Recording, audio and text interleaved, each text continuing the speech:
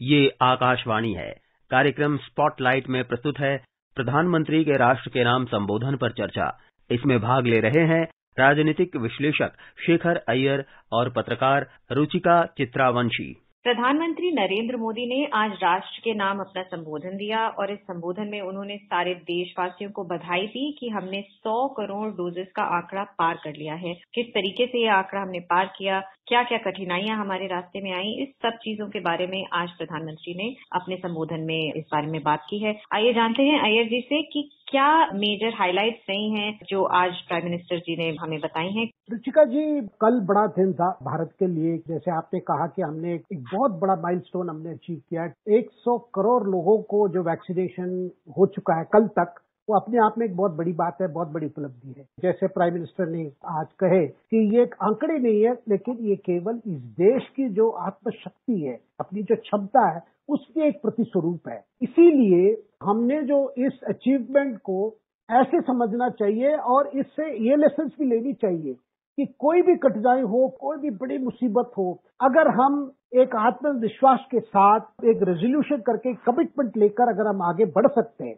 और भागीदारी के साथ, क्योंकि सबसे बड़ी बात इस वैक्सीनेशन ड्राइव में भागीदारी रही है। जो प्रधानमंत्री मानते हैं, ये भागीदारी का मतलब है कि लोगों की तरफ से जो पार्टिसिपेशन हुई, जिस तरह वो लोगों ने पार्टिसिपेट किए, वो किसी स्तर पर हो, सरकारी स्तर पर हो या हेल्थ वर्कर्स के स्तर पर हो या आपके कम्युनिटी स्तर पर हो, और लोगों के बीच में जो जिस तरह की एक उत्साह के साथ इस कैंपेन में लोगों ने जिस तरह जोड़े, वो अपने आप में एक बहुत बड़ी बात है। इसीलिए आज सारा विश्व भारत की ओर देख रहा है कि भारत जैसे देश में जहां गरीबी की बात होती है, जहां फैसिलिटीज की कमी की बात होती है, जहां कहा जाता है उतने डॉक्टर्स नहीं है, जितनी जरूरत है उतनी नहीं है, लेकिन ऐसे देश में अगर इस तरह की बड़ी कैंपेन हो सकती है, एक मास इम्यूनाइजेशन, विश्व में एक बड़ा रिकॉर्ड है अपने आप में। ये अगर हो सकता है, इसका कारण क्या है, इसकी क्या ऐसी है जो भारत की विशेषता है कि इस तरह के अचीवमेंट कैसे हुआ। इसलिए आज प्रधानमंत्री ने उसके अच्छी तरह से उन्होंने विश्लेषण किया और ये कहा कि देखिए, ये हमें इसलिए हुआ क्योंकि हमने एक वैज्ञानिक तौर पे हमने एक कार्यक्रम अपनाया। इसलिए उन्होंने कहा कि भाई साइंस बेस्ड है, साइंस ड्रिवन है और साइंस के पूरा विश्वास से हुआ है। क्योंकि बार बार कहा जाता था कि हमारे लोग जो हैं इतने साइंटिफिक नहीं है, कोई अंधविश्वास में कुछ कर लेते हैं, लेकिन इस बार ऐसी बात नहीं है। ज्यादातर लोगों ने ये समझ लिया कि ये कोविड-19 की क्या, इसकी रूपरेखा क्या है, इसकी डेंजर्स क्या है, और उस हिसाब से उन्होंने अपने आप को तैयार करके इसको एक साइंटिफिक अप्रोच। देखिए, जब इसकी शुरुआत हुई जनवरी फरवरी 2020 में हमें पता चला, मार्च अप्रैल तक की इसका पूरा हमने जो रूप हमने पूरा देश भर में देखा, लेकिन तब तक हमारे पास कोई वैक्सीन की कोई सोच ही नहीं थी, ना हमारे पास कोई प्रोटेक्शन इक्विपमेंट नहीं था। तो ऐसे समय है, तभी सरकार ने तय कर लिया था कि हमें इसके लिए एक वैक्सीन चाहिए, क्योंकि वैक्सीन एक माध्यम है, इसको हम फाइट कर सकते हैं। जब बड़े बड़े देश जो हैं, जो अमीर देश है, जैसे अमेरिका हो, यूके हो, बड़े देश ने धनराशि की कोई कमी नहीं है, इसलिए पहले से उन्होंने लैब्स को शुरू कर दिया था काम।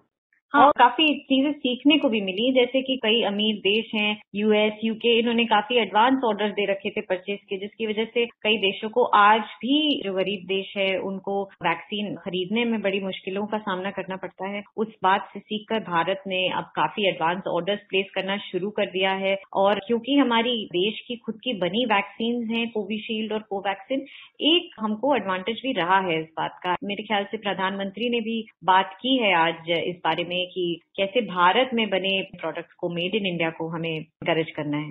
बिल्कुल सही कहा रुचिका जी आपने कि जब वैक्सीन के डेवलपमेंट की बात आई तो फिर धनराशि की बात आई, और फिर ये भी था कि भाई ये वैक्सीन को सबको मिलना चाहिए और जितना हो वो उनको फ्री में मिलना चाहिए। लेकिन जो लोग इसके लिए पैसे खर्च कर सकते हैं, जो जिनके पास उसको अफोर्ड कर सकते हैं, वो अफोर्ड करें, इस तरह की फॉर्मूला से शुरू हुआ। लेकिन बाद में लगा कि उसको लेकर कई बहसें हुई। जैसे लैब्स लग गए थे, एक था आपका सीरम इंस्टीट्यूट ऑफ इंडिया जो पुणे बेस्ड है, और दूसरा आपके हैदराबाद बायोटेक जिन्होंने आईसीएमआर से एक कोलैबोरेशन में उन्होंने भी अपना डेवलपमेंट शुरू किया। लेकिन जैसे ही चीजें शुरू हुई, जैसे दिक्कतें आने लगी, सरकार ने भी कई कोर्स करेक्शन भी किया इसमें। तो जो जो जरूरी था, जो रॉ मटेरियल्स, क्योंकि आज हम देख रहे हैं कि आपके जो प्राइवेट सेक्टर जिन्होंने वैक्सीन मैन्युफैक्चर है, वो भी सरकार को धन्यवाद दे रहे हैं, क्योंकि कई रॉ मटेरियल्स वही उन देशों से आना था जहां वैक्सीन की पहले से ही डेवलपमेंट की शुरू हो चुकी थी।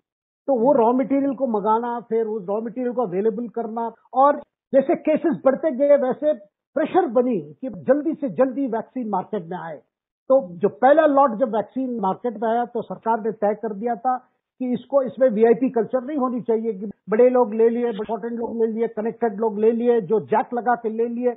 लेकिन ऐसा ना करके सरकार ने इंश्योर किया कि जिनकी बहुत जरूरत है, खास करके हमारे फ्रंटलाइन वर्कर्स, हमारे डॉक्टर्स, नर्सेस को पहले मिलेगा, उसके बाद जो हमारे पुलिस और बाकी जो फील्ड वर्कर्स जो हैं उनको पहले मिलेगा, फिर बाद में जाके जो हमारे सीनियर सिटीजन हैं जो 60 साल से ऊपर हैं या जिनका डायबिटीज वगैरह की जो पीड़ित है उनको भी पहला मिलना चाहिए, क्योंकि वो जल्दी शिकार हो सकते हैं। स्ट्रैटेजी रही है और हर पल पे हमने इसको बदला भी है, जैसे जैसे हमें सीखें मिली है कि जैसे प्रोक्योरमेंट की जो स्ट्रैटेजी थी जिसमें स्टेट खुद से दे सकते थे, हमने देखा कि वो नहीं चल पा रही थी, तो सेंटर ने इसमें इंटरवीन करके उसको भी बदला और हमने कैसे मुफ्त वैक्सीन सबको उपलब्ध कराई है। उस वजह से भी वैक्सीन पूरे अभियान को एक बहुत बड़ा पुश मिला है। आपने सही कहा रुचिका जी, प्रधानमंत्री ने वही कहा कि जैसे जैसे जहां जहां कोर्स करेक्शन करनी थी सरकार ने सही समय पर कोर्स करेक्शन की और साथ में ये इंश्योर किया कि इस वैक्सीन सब जगह पहुंचना चाहिए। ऐसा नहीं है कि केवल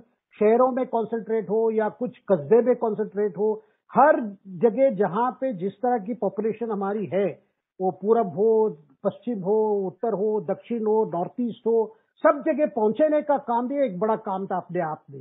वो भी काम भी हुआ है, जिसकी वजह से आप देख रहे हैं कि कई बोट में लिया जा रहा है, कभी ऊंटों के ऊपर ले जा रहा है, कई लोग अपने कंधों में रखकर पहाड़ चढ़ रहे हैं वैक्सीन डिलीवर करने के लिए।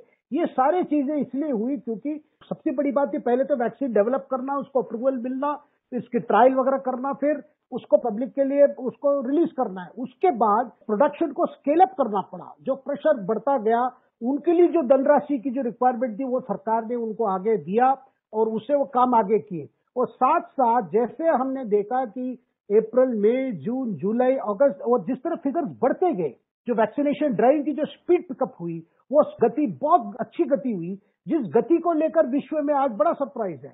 एक है कि आपने वैक्सीन इतने लोगों को किया, दूसरी बात है जो समय सीमा जो थी, तो कितने लोगों को कितनी जल्दी आप कवर कर सकते हैं, वो भी अपने आप में एक चुनौती थी जिसको हमारे लोगों ने अच्छी तरह सफलता दिखाई है। आपने ये बात बहुत अच्छी करी क्योंकि कोविन पे भी काफी डेटा अवेलेबल है। कोई भी इंसान जाके देख सकता है कि कितनी डोजेज लगी हैं, उसमें से कितनी पहली है, कितनी दूसरी है, हर स्टेट कितनी डोजेज अब तक लगा चुका है। एक बहुत इंटरेस्टिंग उसमें स्टेटिस्टिक ये भी है, अगर आप देखें जो शहरी इलाके हैं और जो हमारे गांव के इलाके हैं उसमें इतना कुछ खास अंतर नहीं रहा है। रूरल एरियाज में भी हमने उतनी ही वैक्सीन लगाई है जितनी हमने शहरी इलाकों में भी लगाई है। और एक जो हम परेशानी सुने हैं बाहर के देशों में कि वैक्सीन हेजिटेंसी है, लोगों को डर है, इंडिया में कहा जाता है कि लोगों में ज्यादा बल्कि उतावलापन है वैक्सीन लगाने का। तो और प्रधानमंत्री ने भी इस बारे में बात करी है आज, कैसे सबका साथ सबका प्रयास से ये चीज पूरी तरीके से फलीभूत हो सकी है। जो प्रधानमंत्री ज्यादातर एम्फेसिस किए वो है सबका प्रयास, क्योंकि सबके प्रयास के कारण ही आज हम ये अचीवमेंट हमें मिला है। क्योंकि आपने वैक्सीन रेसिस्टेंसी यानी लोगों के लगता है भाई क्यों लेना है, ये क्या होगा, लेने के बाद कुछ होगा, ये सारे जो डर थी वो धीरे धीरे करके वो सारे डर उड़ गए।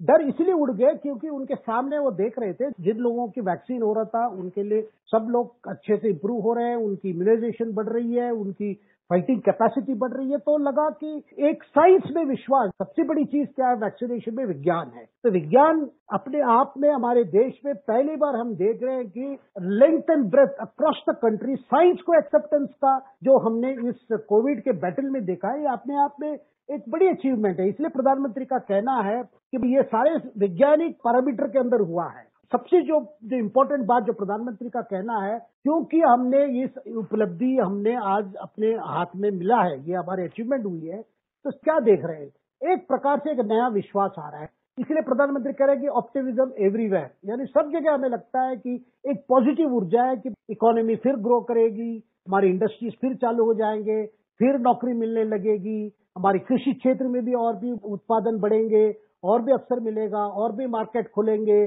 तो ये जो होप जो बढ़ रहा है, उस होप का बढ़ने का कारण यही है कि सबका प्रयास था इस कैंपेन में, और ज्यादातर भागीदारी के रूप में, कि किसी ने तो डंडा लेके नहीं चला वैक्सीन लो, ऐसे नहीं था। केवल यही था कि जितना जल्दी हम उपलब्धि कर सकते हैं। साथ में जो कोविन ऐप जो डेवलप हुआ वो भी बहुत हेल्प किया। क्योंकि जब पहले कोविन ऐप की बात आई, सब बात आई भाई कैसे लोग यूज करेंगे, किसको अब पता है ये क्या है, ऐप कैसे डाउनलोड करेंगे, सारी चीजें थी। लेकिन जिस तरह ये डिजिटल इकोनॉमी और डिजिटल जिस तरह एक सेल फोन के माध्यम से जो सब जगह आज पहुंच गया अपना सेल फोन, जिसकी वजह से ये शुरू हो गया। क्योंकि पहले इसको लेकर भी बातें थी भाई कोविन ऐप लगाएंगे कैसे हमारे लोग करेंगे, हर गरीब नहीं कर पाएगा, ये सारी चीजें धीरे धीरे करके जिसको लेकर बड़े डाउट्स थे वो हट गए। हटने के बाद जो लोगों ने इसमें शामिल हुए पूरे जोर लगा के कि हमें भी करना है, हमें भी वैक्सीन लेना है, ये जो फीलिंग है वो अपने आप में एक बड़ी बात है। क्योंकि सरकार आपके लिए सिस्टम बना सकती है, लेकिन लोगों को उसमें आकर्षित करना, लोग उसमें जुड़े, वो अपने आप में, जैसे हमने स्वच्छ भारत में देखा, देखिए पहले तो स्वच्छ भारत एक आह्वान था प्रधानमंत्री का लाल किले से 2014 में, उसके बाद जो कैंपेन की क्या रूप ली उसने, पूरा कम्युनिटी लेवल तक आ गई, हर गांव में, हर शहर में, हर कॉलेज में, हर स्कूल में इसकी कैंपेन हुई। तो इसी तरह हम देख रहे हैं कि प्रधानमंत्री का कहना है कि देश को ये पता हो गया कि कैसे लक्ष्य प्राप्त करना है, कैसे पहले लक्ष्य को तय करना है, उसके बाद कैसे प्राप्त करना है, और प्राप्त करने के बाद हमें कैसे उस पर कायम रख के आगे कैसे पहुंचना है। तो ये अपने आप में एक बड़ी लेसन है। इसलिए प्रधानमंत्री का कहना है कि ये केवल ये आंकड़े नहीं है, ये अपने आप में एक बहुत बड़ी अचीवमेंट है जिससे बहुत चीजें जुड़े हुए हैं। इसमें हमारी आत्मनिर्भरता की जो बड़ी गोल है उस भी इसमें जुड़ रहे। इसलिए प्रधानमंत्री का आज आह्वान था कि हर भारतीय नागरिक ये सोचे कि कैसे मेड इन इंडिया प्रोडक्ट को कैसे एनकरेज करें, क्योंकि वर्ल्ड क्लास प्रोडक्ट भी यहाँ मैन्युफैक्चर हो, एरर फ्री प्रोडक्ट मैन्युफैक्चर हो, और हर भारतीय नागरिक को एनकरेज करना चाहिए। इसी तरह करके ही हम हमारी इकोनॉमी को बढ़ा सकते हैं। हम अपने जो एक्चुअल आत्मनिर्भरता, जो सेल्फ कॉन्फिडेंस की बात है, तभी ये बात बन पाएगी। इनफैक्ट आत्मनिर्भरता की बात कर रहे हैं तो इंडिया को फार्मेसी ऑफ द वर्ल्ड भी बोला जाता है, और दुनिया भर की जितनी वैक्सीन स्पेशली बच्चों के लिए जो बनाई जाती हैं वो ज्यादातर भारत में ही उनका मैन्युफैक्चरिंग होती है। तो इंडिया का एक बहुत महत्वपूर्ण गोल है कोविड वैक्सीनेशन में भी, क्योंकि बहुत से देश हैं, जैसे WHO का जो कोवैक्स है पूरा एक संगठन है जिसके तहत बहुत सारे गरीब देशों को वैक्सीन उपलब्ध कराई जाएगी, उसकी काफी ज्यादा सप्लाई इंडिया से आनी है। हाल ही में इंडिया ने निर्यात भी शुरू किया वैक्सीन कई देशों को, ताकि सब जगह से कोविड समाप्त किया जा सके, क्योंकि जब तक कोविड कहीं भी है वो सबके लिए खतरा है, चाहे वो दुनिया के किसी भी कोने में हो। अय्यर जी, आने वाले दिनों में अब ऑलरेडी हम देख रहे हैं कि त्योहारों का सीजन शुरू हो चुका है। अभी दुर्गा पूजा और दशहरा समाप्त हुआ है, आने वाले दिनों में हम दिवाली की तैयारियां देखेंगे।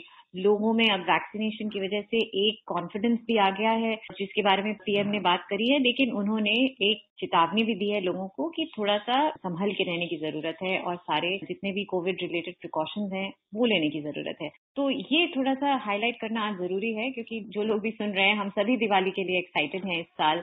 रुचिका जी, प्रधानमंत्री का आज इस विषय पर बहुत इंपॉर्टेंस इन्होंने आज दिया इसको। पहले हमारी कैंपेन थी जब तक दवाई दी तब तक ढिलाई दी। अब बात है कि दवाई तो आ गई है, दवाई सब ले रहे हैं, लेकिन साथ में अभी अवसर समय नहीं आया कि ढिलाई के लिए, क्योंकि जब त्योहार आ रहे हैं कि लोग सोचते हैं ठीक है हमने तो 2 वैक्सीन ले लिए, इससे कुछ नहीं होगा, या इस तरह की कुछ गलतियां ना करें। क्योंकि पिछले साल भी हमने देखा ये सेकंड वेव से पहले लोग सोच रहे थे भाई फर्स्ट वेव होके चला गया, सब ठीक हो रहा है। सेकंड वेव आई तब पता चला कि इस डिसीज का जो अलग अलग म्यूटेशंस होते हैं, कैसे क्या रूप ले सकते हैं हम कह नहीं सकते। इसलिए प्रधानमंत्री का बड़ी अपील है कि आप त्योहार को मनाइए, पूरा फेस्टिव स्पिरिट्स में रहिए, लेकिन साथ में ये सोचकर चलिए जैसे आप अपने घर से बाहर नहीं निकलेंगे जूता ना पहनकर, वैसे मास्क ना पहने बाहर मत निकलिए। ये अपने आप में मुझे लगता है कि बड़ा सिंपल मैसेज है, लेकिन बड़ा पावरफुल मैसेज है। इसको सबको फॉलो करना चाहिए, और जो रिक्वायरमेंट है, जो साइंटिफिक बेसिस पे जो एस्टेब्लिश हुआ है